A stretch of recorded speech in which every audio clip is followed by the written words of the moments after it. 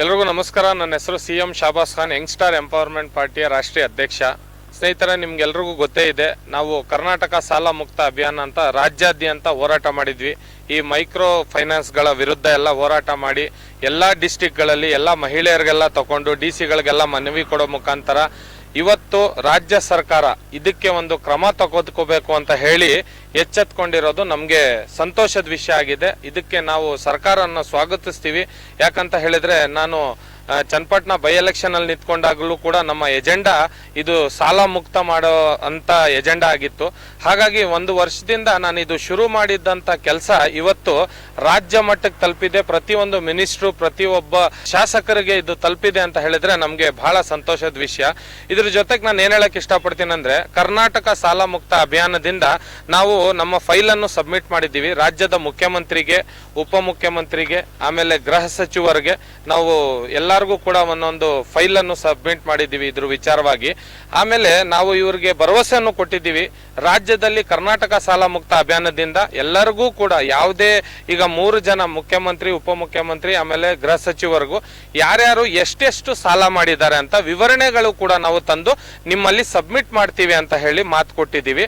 ಇದೇ ರೀತಿ ನಮ್ಗೆ ರಾಜ್ಯದ ಜನಗಳು ನನಗೆ ನನ್ನ ಬೆಂಬಲ ಕೊಡಬೇಕಾಗಿರೋದು ಯಾವ ರೀತಿ ಅಂತ ಹೇಳಿದ್ರೆ, ಕರ್ನಾಟಕ ಸಾಲ ಮುಕ್ತ ಅಭಿಯಾನ ಅಪ್ಲಿಕೇಶನ್ ಫಾರಂ ಅನ್ನು ಫಿಲ್ ಮಾಡಿಕೊಟ್ರೆ ನಾವು ಇಲ್ಲಿ ವಿಧಾನಸೌಧದಲ್ಲಿ ತಂದು ಸಬ್ಮಿಟ್ ಮಾಡಬಹುದು. ಆ ಸಬ್ಮಿಟ್ ಮಾಡೋದ್ರಿಂದ ರಾಜ್ಯದ ಮುಖ್ಯಮಂತ್ರಿಗಳು ಕೇವಲ ಈ ಮೈಕ್ರೋ ಫೈನಾನ್ಸ್ ಗಳ ವಿರುದ್ಧ ಹೋರಾಟ ಮಾಡಿ ಇವರುಗಳಿಗೆ ಕಠಿಣವಾದ ಕಾನೂನು ತರೋಕ್ಕಿಂತ ಜೊತೆಗೆ 70% ಅಷ್ಟು ಸಾಲ ಮನ್ನಾ ಮಾಡಬಹುದು ಮಹಿಳೆಯರದು.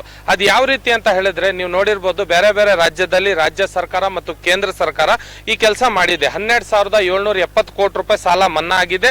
ಇದೇ ರೀತಿ ನಮ್ಮ ರಾಜ್ಯದಲ್ಲೂ ಕೂಡ ಮಹಿಳೆಯರದು 70% ಸಾಲವನ್ನು ನಾವು ಮನ್ನಾ ಮಾಡಿಸಬಹುದಾಗಿದೆ. ಇದು ಮನ್ನಾ ಮಾಡಿಸ್ಬೇಕು ಅಂತ ಹೇಳಿದ್ರೆ ನೀವು ಮಾಡಬೇಕು, ನಮ್ಗೆ ಅಪ್ಲಿಕೇಶನ್ ಹಾಕಿದ್ರೇನೆ ನಾನು ಇಲ್ಲಿ ತಂದು ಸಬ್ಮಿಟ್ ಮಾಡಕ್ಕಾಗೋದು. ಇಲ್ಲಿ ಸಬ್ಮಿಟ್ ಮಾಡಿದ್ರೇನೆ ಇವರು ಚರ್ಚೆಗೆ ಕಾರಣವಾಗೋದು. ಇವತ್ತು ಸರ್ಕಾರ ಎಚ್ಚೆತ್ಕೊಂಡಿರೋದು ನನ್ನ ಈ ಒಂದು ಕೆಲಸದಿಂದ ನನಗೆ ಬಹಳ ಹೆಮ್ಮೆ ಆಗಿದೆ.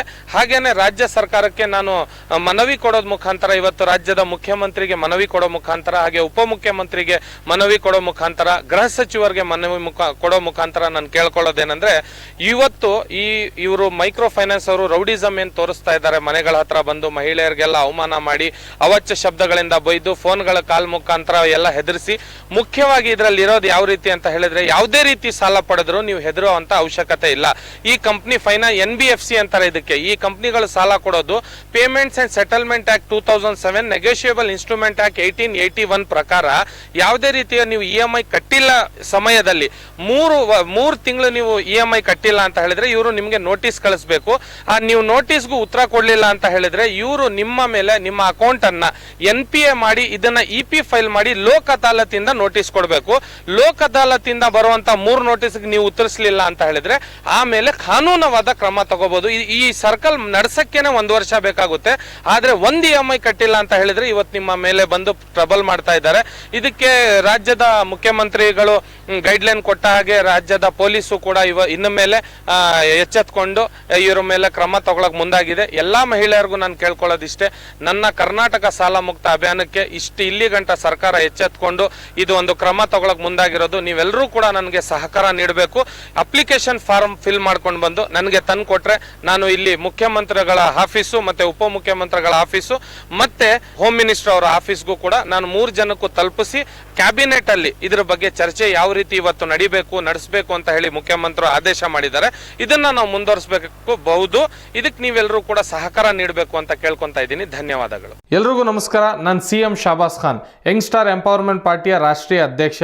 ಸ್ನೇಹಿತರೆ, ಕರ್ನಾಟಕ ಸಾಲ ಮುಕ್ತ ಅಭಿಯಾನಕ್ಕೆ ನೀವು ಕೂಡ ಭಾಗಿಯಾಗಬೇಕು ಅಂತ ಹೇಳಿದ್ರೆ ನಿಮ್ಮ ಸ್ಕ್ರೀನ್ ಮೇಲೆ ಕೊಟ್ಟಿರುವಂಥ QR ಕೋಡ್ಗೆ ಸ್ಕ್ಯಾನ್ ಮಾಡಿ ಅಪ್ಲಿಕೇಶನ್ ಫಾರಂ ಬರುತ್ತೆ, ಫಿಲ್ ಮಾಡಿ ಯಂಗ್ಸ್ಟಾರ್ ಪಾರ್ಟಿ ಆ್ಯಪ್ಗೆ ಈ ಕೂಡಲೇ ಕಳಿಸ್ಕೊಡಿ.